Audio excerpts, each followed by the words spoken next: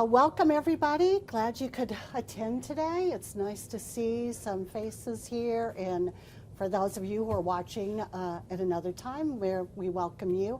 I'm Kelly Moore. I'm with the MSU Extension, Missoula County Extension Office, and I'm the Family and Consumer Science Agent there. And today, Sandy Perrin is with me. She's the Missoula County Plant Specialist. She works at the Plant Clinic in the Extension and Weed District office. So she's going to start us off today with some great information. So it's Eat Your Weeds week. So we're going to figure out what weeds can we that are edible here, that are desirable, and actually have some great attributes to them. So what is a weed? Generally, a weed is just a plant that's out of place or that you don't want growing there. A great quote from Ralph Waldo Emerson: "Weed is just a plant whose virtues have not yet been discovered," which is a really apt description of it. A lot of weeds are edible, but then there's also the weeds that are not edible. I had kind of an interesting experience about a month ago. A father brought me in a weed that his son had harvested out of a park and actually chewed on it, and then they realized it could have been poison hemlock. So unfortunately, at the time he brought it into me, it's pretty hard to identify a root of a plant. So, but it was a real good experience for the children. They spent 4 hours at the hospital just to make sure that they weren't going to have a reaction to, because poison hemlock is extremely poisonous. So that comes to our series about how to identify weeds. There are a lot of great reference books out there. One of the ones that we have used here is called the Front Yard Forager. And so one of the main things is know what your weed is. If you have problems identifying weeds or want to know what some plants are, you can bring them to me in the office or send me pictures, and we can certainly identify them for you. So we really want to know what we have. The other thing is, where are you getting your weeds? We don't want to pick them up off of the side of a street. There's too many fumes and toxins that could be on those weeds. We want to make sure they're in yards that have not had pesticides applied. So it's getting that time where weed and feeds are very popular to put, or spray companies are out spraying yards. So we got to make sure you know where your source is, where you're getting these weeds. So I've compiled some of the weeds that we can find right now. It was actually a pretty mild winter for weeds. And what ones were in a mild winter, I luckily had a wonderful greenhouse here in town that grew a few extras on for me, that instead of pulling them out of their pots. So some of our common weeds that we see that are a bane of a lot of people's existence are your common chickweed. This was a great one that overwintered in our gardens, and this one's actually been starting to flower already. Shows you how prolific. Some weeds are annuals. This one is an annual, but can also be known as a winter annual, meaning it started last fall and actually grew throughout the winter underneath that snow cover. Some of the other ones that love to overwinter are what we call common mallow. And it shows you also how well these roots, how these weeds can survive, because look at that root system from just germinating last fall, growing all fall long through the winter, and now putting on a nice crop of leaves. But look at that root. That's just incredible. Another little one that you find a lot of times in greenhouse settings or in bare areas, it's called bittercrest. And it's a little tiny weed, doesn't look like much, but the greens are actually very edible. A lot of these greens have, on the handout I provided, have a lot of also medicinal purposes too.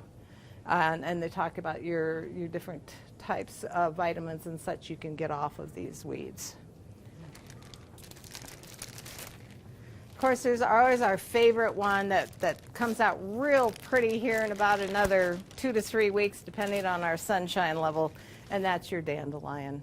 Again, another perennial weed. Shows you, this one I could not get all the root out of it, but you can see where it has an extensive root system, so they're very resilient. Again, when weeds start to flower, and this was just showing its flower bud, sometimes the foliage gets a little more bitter. So it's best when they're just lush and green. This one may not be quite as tasty as it would have been possibly last season, or one that starts out. You can also kind of tell by the reddish of the stems that it's an older weed. Ours that we got were a little bit greener for that purpose. Some of the common ones that also are an annual weed are what we call pigweed, or in the amaranth family. This one's actually name is lamb's quarter, is its common name, but it's just a nice annual weed. But the leaves can actually be used just like spinach. It's very, very tasty. And again, this one's kind of starting to go to flower, so as that happens, a lot of these turn a little bit bitter. So pick them when they're lush out. Some of the ones that we have certainly explored in the past, however, this one, it did overwinter. Another winter annual, but it's called pineapple weed. Really soft, fuzzy foliage, but the bloom itself is where we get that pineapple smell. We squish that bloom, really nice and fragrant, pineapple-y. These make a delicious cookie. But anytime you add butter and sugar to anything, it makes it delicious. But this was a real treat when you get enough of these that you can make some cookies with them. And there's the mustard family, a large family of many different varieties. Some of this particular variety is called a tumble mustard. When it blooms, its flower heads usually have some yellow flowers on it, then it dries. And when the flower head breaks off, it tumbles like a tumbleweed, so that's how it got its name. But forms a nice little rosette of flowers, or of leaves, and then followed by a big yellow flower spike. And there are many varieties of mustards. Most of them are edible. But again, be sure you know what you're doing. Here is it in its young stage. You can see it. This was growing in the greenhouse, so it's really got some nice lush foliage on it long. This one was actually overwintered outside.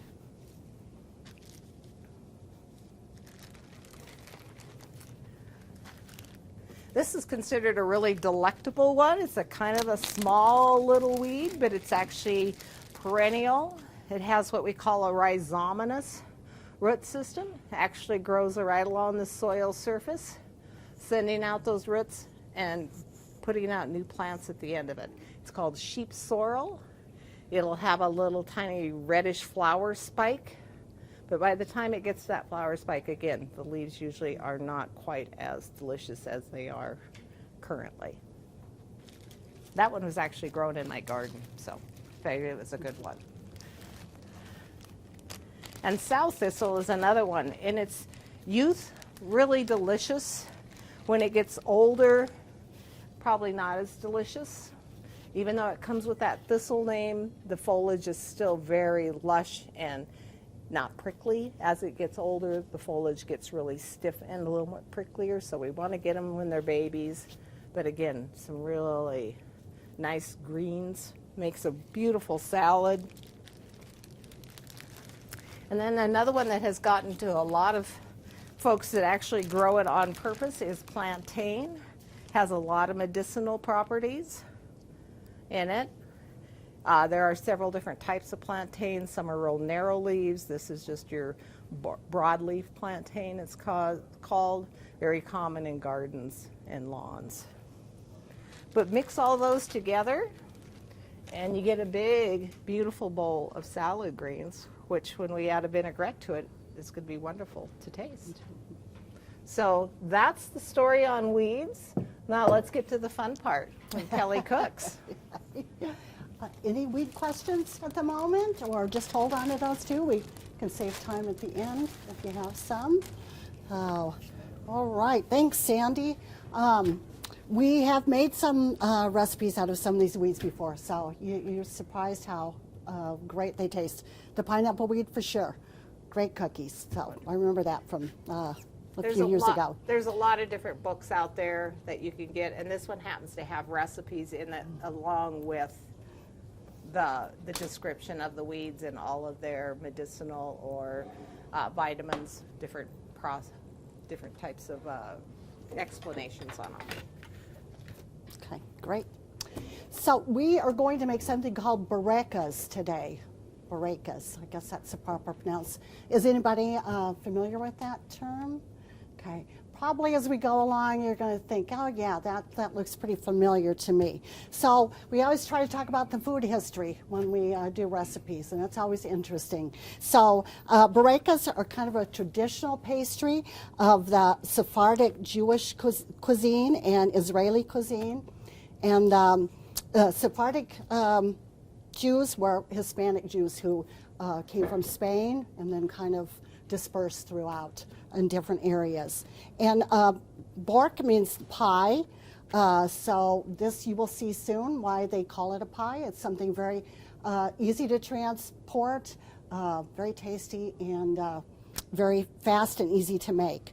There are lots of variations. We're going to stuff it with obviously something using dandelions. So, and we have a few other ingredients we'll add to that. Of course, the importance of not using sprayed dandelions. So you want to make sure that they're food safe and helps to know where you get them from, right? And to be sure that they are safe to eat. So this recipe you have available at the table over there. And like I say, can make it the first time. It might seem kind of timely after, but the second time it goes really fast. So the main ingredient you will need for this is puff pastry. And I had to keep it cold for a long time because puff pastry is very forgiving, but if you don't keep it cold, it's going to be very hard to work with. This is pretty easy to find in your frozen food section, unless you're looking for it during a holiday. Then you will not find any at all. So, so I would suggest you get a couple of boxes, put one in the freezer, and then right before you get ready to use it is the time to let it thaw in the refrigerator. So this one comes in 2 different packages, so I won't be using the second one. I will use the first one, so I'll put this back over here to stay cold. All right. There are lots of different brands, so you just decide what's going to be your favorite. This recipe has very few ingredients.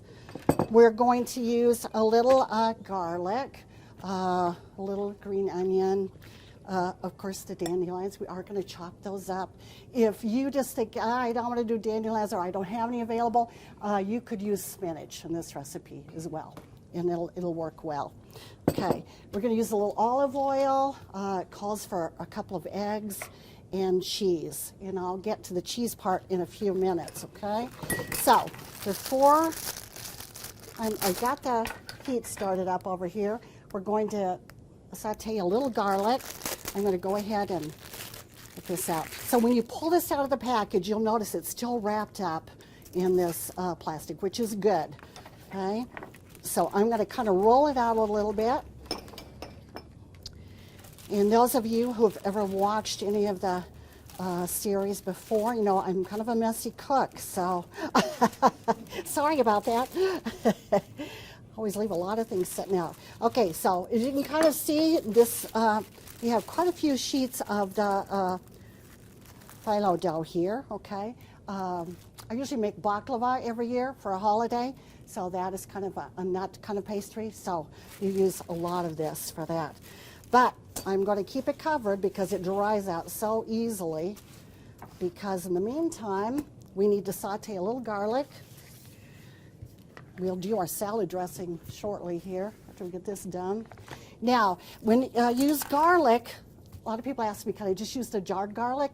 I said, well, you could if you have to, but I would think you want to use the real thing, the fresh garlic. So when it calls for 2 cloves of garlic, of course, garlic, once it gets closer to the center, they're smaller usually. So if you are not crazy about garlic, then use the smaller ones. But if you love garlic like I do, you'll use the really big ones. So that's what we're going to do right now. And let's see, my chopping knife. So we're going to take the skin off.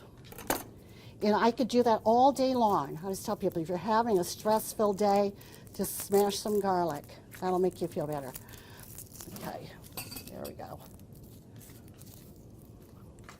All right, there we Just going to chop that up a little bit here.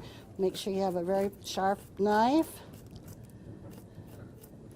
And of course, a lot of recipes will call for you to smash the garlic. It actually has a different flavor as to how you chop it up. Okay. And if you have not ever tasted roasted garlic, that is amazing flavor. So you just have to bake the garlic till it gets really soft. Okay, finally chopped. See if our heat's up. I'm used to cooking on a gas stove, so it's a little bit different for me to decide when this one's ready to go. Okay, so 2 cloves of garlic in there. Right. And we're also going to add the dandelions. So these are kind of long pieces, so we are actually going to chop them up quite a bit. The recipe calls for ½ pound, so that's kind of hard to figure out. I'm not going to weigh these, but a ½ pound kind of will be a cup and a third. That's kind of what the amount is. Okay, so I'm just going to take, this has all been washed. You want to certainly pick the younger dandelion leaves so you won't have the stems that are not too pleasant. Okay, the salad, all right. Turn up our heat there. And I know it's good to measure all things, especially baking. I always measure there, but I'm going to kind of eyeball it. And I think we've got a little bit more than a cup there. We might add a few more to that. And I can smell the dandelion leaves up here. I don't know if you can smell that. There we go.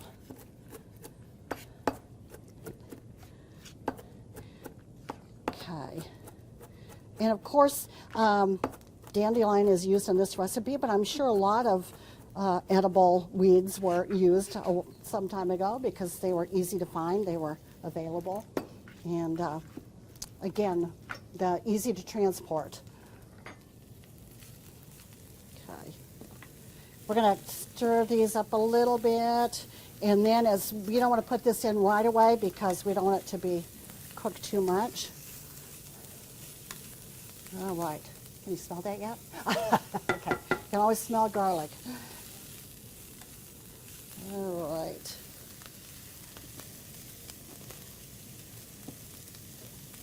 And if you can grow your own garlic, that's great too. It's amazing how many different varieties there are. Sandy probably could tell you about that. Yeah, there's tons of great garlic, and it's generally planted in the fall. Is when you plant your garlic, you can't plant it in the spring. A lot of times now garden centers have garlic starts that they already potted up. So you can put those in.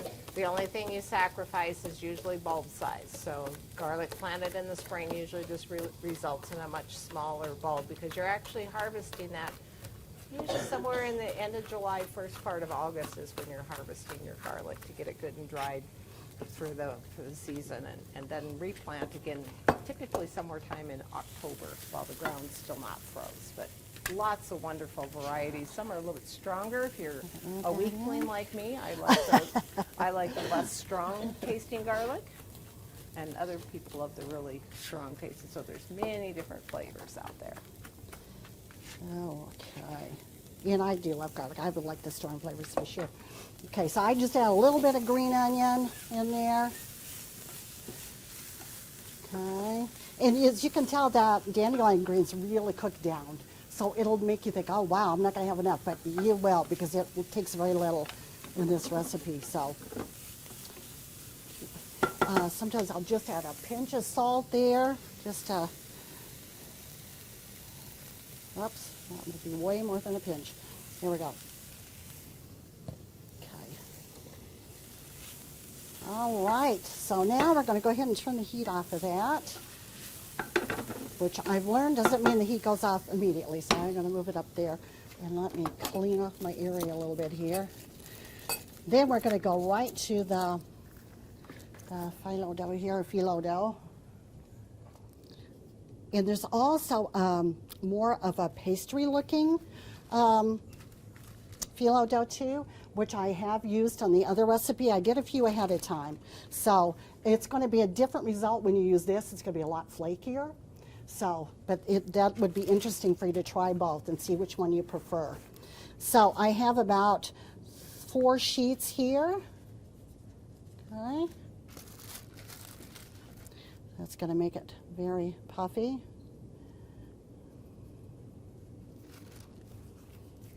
Okay, that. Now, because this does dry out so fast, again, we're going to have to work fast here. I have put together, the recipe calls for some cheese that you put together. So it calls for goat cheese, but I've mixed it in with a little bit of cream cheese.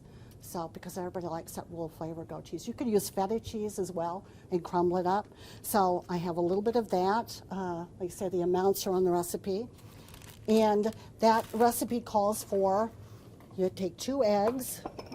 We're going to break an egg in each one here, each bowl, because 1 egg you're going to use in the recipe to mix with the cheese and the greens.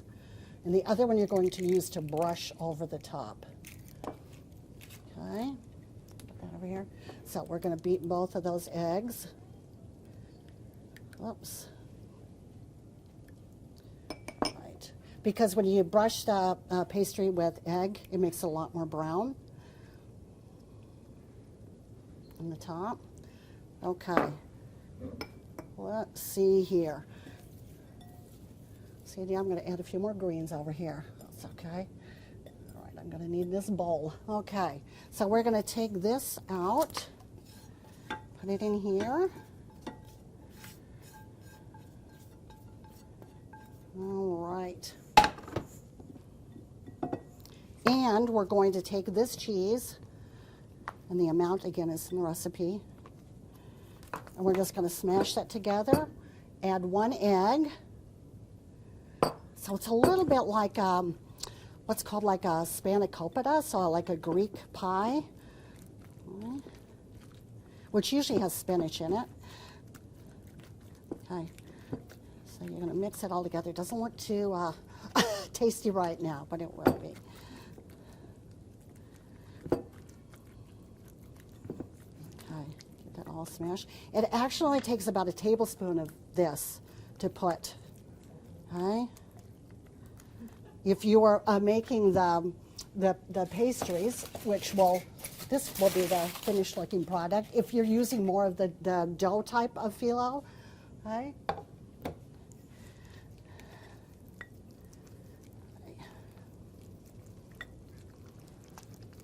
Okay, just keep mixing there. All right. And I do have a little bit that I had left over this morning. Another recipe that I did, so I'm going to mix that together.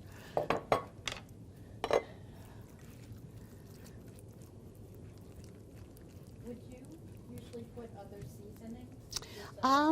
You know, the goat cheese is flavored, so that's something you could do. But yeah, you can also put extra seasonings if you want. That's not what's called for in the recipe, but cooking's fun when you can kind of alter some things. So, you know, just kind of try it out. The garlic is a pretty strong flavor in the recipe as well. I was thinking black pepper. Oh, sure, you could. Let's put some black pepper in there. That's a good idea. Oh, yeah, just use a little bit there. Okay.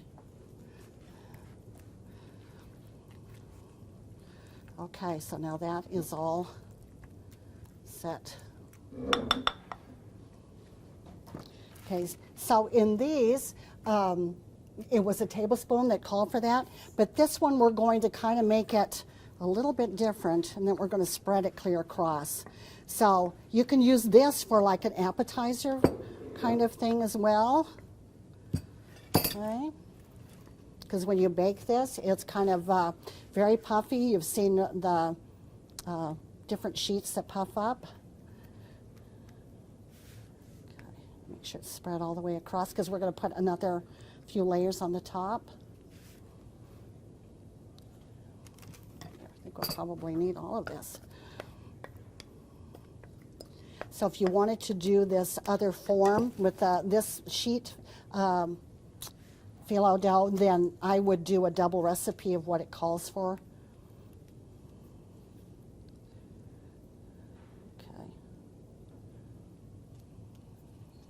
Whoops. And again, it's very hard to work with this because it's so sensitive. It's very easy to tear. Right.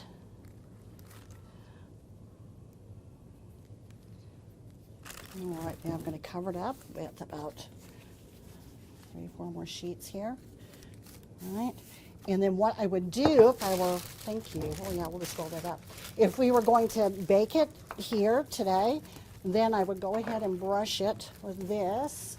It's off my, I had a pastry brush on my way in. I think I lost it out of my basket over here. So if you find a pastry brush someplace in the library, it's mine. All right. So yes, it's not the same effect when you have to use but just lightly brush it. And I would do this on a baking pan if I were going to put it in the oven right away. It does take about a half hour to 40 minutes to bake. So if you want to come again next Tuesday night, we will have time to bake this. So tonight you get to taste these. Next week you'll get to taste this kind. Okay, whoops. There we go. And the nice thing about doing this one, when you just put it on the baking sheet, you don't actually have to cut it in squares. This one, the pastry, you can take a ruler and mark it at 4 inches. So then I would just kind of measure through, cut it in 4 squares, because one sheet makes 4 squares. And then you take the triangle, fold it over, press it down with the fork, and we have the egg wash on that as well. And these are just sesame seeds. They're not toasted right now because they're going to toast in the oven. Okay.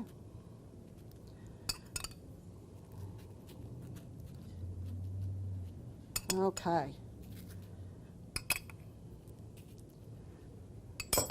So that's what this one would be like. And then you see, you can either cut it ahead of time and you would have this on the baking sheet. You don't want to try to transfer it because it will make a big mess for sure.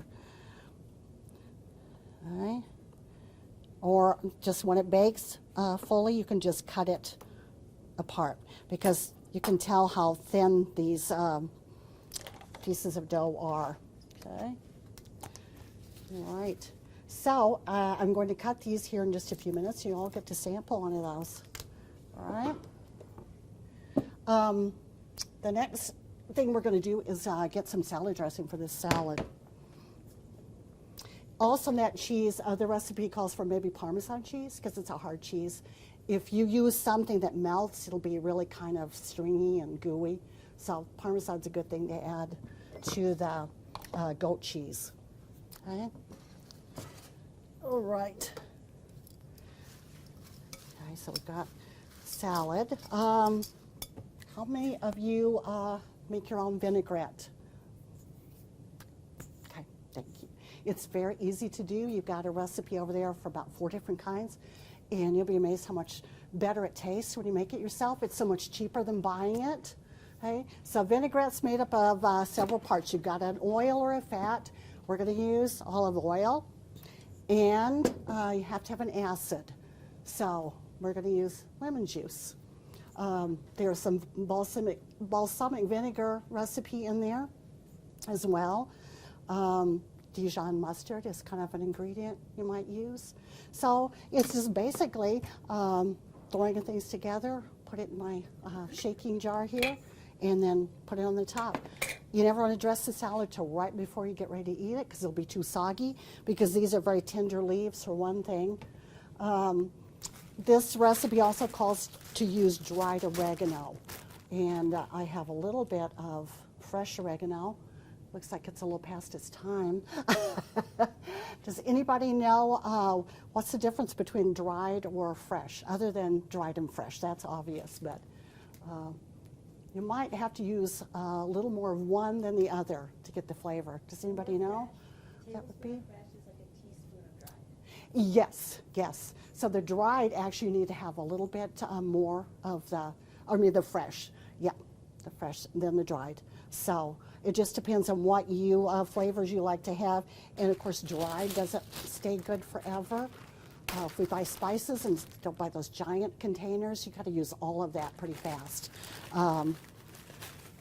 This is still very good because it smells like oregano, so that's very nice. You can grow your own oregano, of course, dry it and use it. That's even a better thing, okay?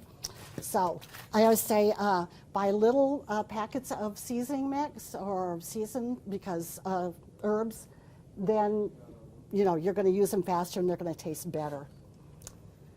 Okay, so this recipe calls for, this is the lemon vinaigrette I'm going to do.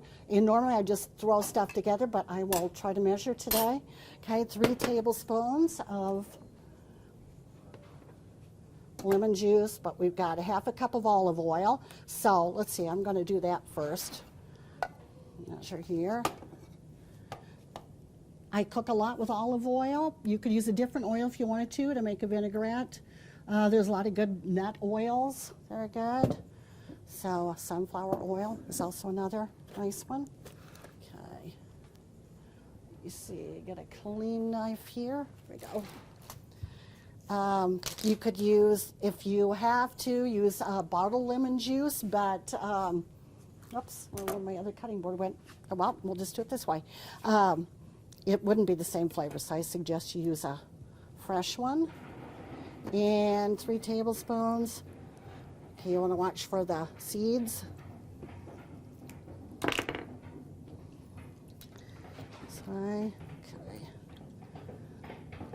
And usually that's going to take pretty much a whole lemon to get that much, depending on how juicy they are.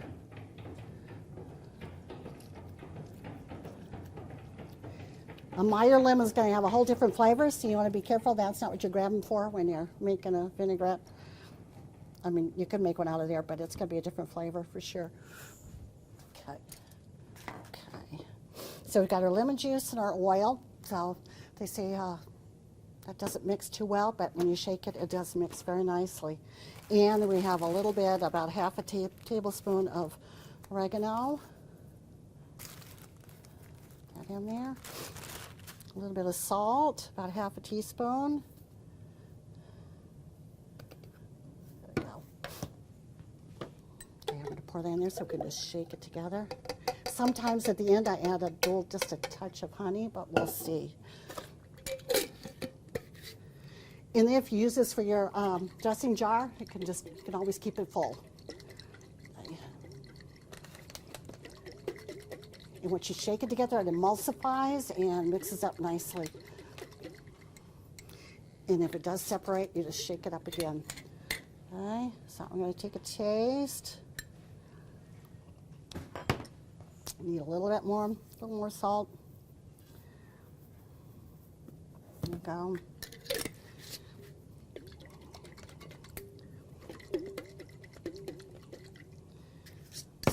All right.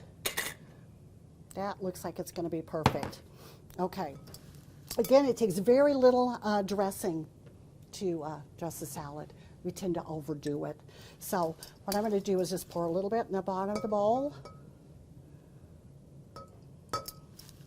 Then we're just going to toss the leaves around. And then I tend to like put a little salt and pepper on the greens. So we're going to do that.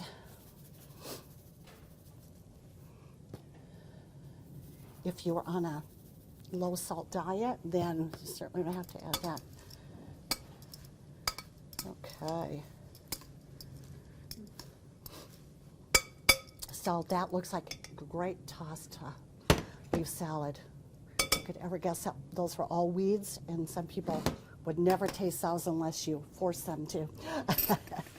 Oh, okay. I'm going to cut these up. These are the maracas I made with the other kind of phyllo dough. So I will cut those in half, and everybody can have a taste. You cook them, like I say, less than about half an hour, and so that's the inside. You don't have a lot of filling in there, so it doesn't take a whole lot.